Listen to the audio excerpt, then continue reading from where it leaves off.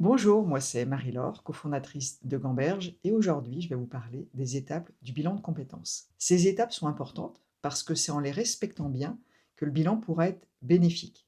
Donc les étapes ne sont pas une contrainte, c'est une garantie de succès. Les étapes, il y en a quatre, une en amont du bilan et trois qui font partie intégrante du bilan. Avant même de commencer officiellement, il y a déjà une étape essentielle, c'est l'entretien préliminaire.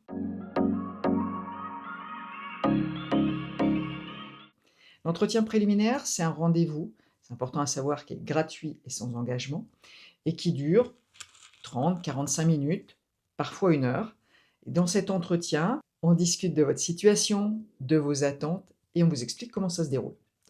Et cet entretien, il sert à vérifier que le bilan correspond vraiment à vos besoins. Il va servir à poser toutes les questions pratiques, la durée, le financement, le déroulé, etc., etc. Et ça va aussi permettre de rencontrer, le conseiller. Parce que clairement, le fit, voilà, que vous allez avoir avec, votre consultant, ça va être un élément, clé, de la réussite du bilan. Cette étape est très importante parce qu'un bilan, c'est un investissement personnel, parfois financier également. Donc mieux vaut être sûr de vous lancer dans la bonne démarche et avec la bonne personne.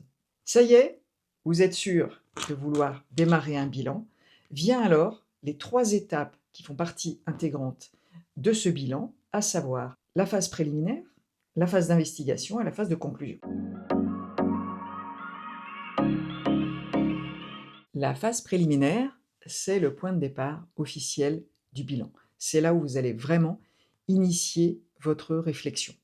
Donc pour faire simple, dans cette phase, on pose le cadre et on fixe le cap. Ça veut dire quoi? Ça veut dire que dans cette étape, on va clarifier votre demande et vos attentes, analyser votre contexte, votre situation, définir ensemble un ou plusieurs objectifs et définir votre feuille de route. Pour ça, on va s'appuyer sur l'entretien, bien évidemment, mais aussi sur des grilles d'analyse de votre situation et des grilles de définition des objectifs. Cette phase est essentielle parce que sans objectif, c'est difficile d'aller droit au but et on a même plutôt tendance à tourner en rond. Une fois que votre feuille de route est définie, alors on peut passer à la phase suivante, c'est la phase d'investigation. La phase d'investigation, c'est le cœur du bilan. C'est la phase la plus longue aussi. Son objectif est double, mieux vous connaître et ouvrir le champ des possibles. Pour ça, on va décortiquer vos compétences, vos aptitudes, vos motivations, bref, tout ce qui fait que vous êtes un être unique. Et on va les passer au crible de vos envies, de vos valeurs, et éventuellement aussi de la réalité du marché de l'emploi, si vous envisagez un changement de poste ou de carrière.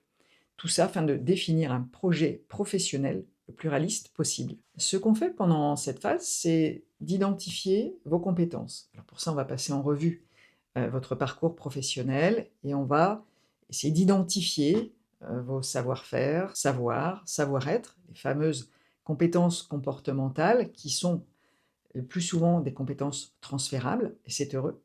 On va également identifier vos qualités personnelles et professionnelles, recenser vos motivations et explorer des pistes professionnelles ou de formation. Pour cette étape, on va s'appuyer sur des grilles d'intérêt professionnel, sur des tests de personnalité, des grilles de compétences, des exercices de projection, des enquêtes métiers et des grilles d'analyse de projet.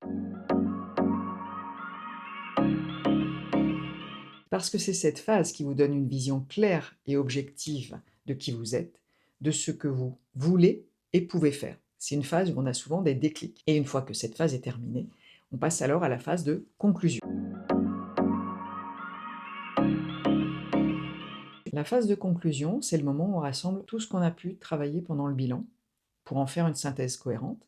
C'est le moment où on définit un ou des projets réalistes, réalisables, et où on définit aussi un plan d'action pour pouvoir réaliser ces projets ou les poursuivre s'ils ont déjà été commencés.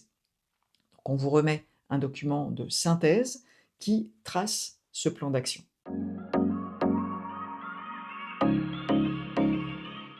C'est important parce que un bilan sans conclusion, c'est presque comme un film sans fin, c'est un peu frustrant.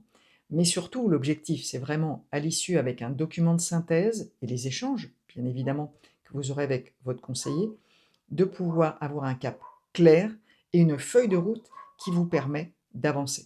Le bilan de compétences, c'est un démarrage de quelque chose de nouveau, c'est une fin, on est à la phase de conclusion, mais aussi, c'est aussi un démarrage pour votre futur, donc cette étape, elle est cruciale. Voilà, vous connaissez maintenant les 3 étapes du bilan, plus l'étape d'entretien préliminaire qui lance le processus. Donc vous l'aurez compris, le bilan de compétences, ce n'est pas un interrogatoire, ce n'est pas non plus une perte de temps en papotage, c'est vraiment un processus qui est structuré avec des étapes qui ont toute leur utilité pour que vous puissiez avancer sereinement et efficacement. Si vous souhaitez vous lancer ou à minima réaliser un entretien préliminaire, cliquez ci-dessous pour réserver votre entretien préliminaire, qui, comme je vous l'ai dit, est gratuit et sans engagement.